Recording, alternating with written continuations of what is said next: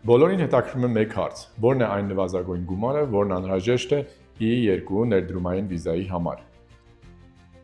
Իրականում օրենսդրությամբ սահմանված այդպիսի մինիմալ կամ նվազագույն գումար գոյություն չունի։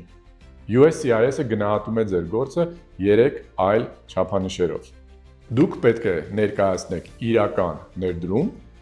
իրական գործող բիզնես եւ իրական ֆինանսական ռիսկ։ Այսինքն դուք պետք է ունենաք բիզնես, որը արդեն սկսել եք, որի մեջ դուք ունեք բավարար ներդրում, որն անհրաժեշտ է բիզնեսը հաջողությանը հասնելու, եւ դուք ունեք էական ռիսկ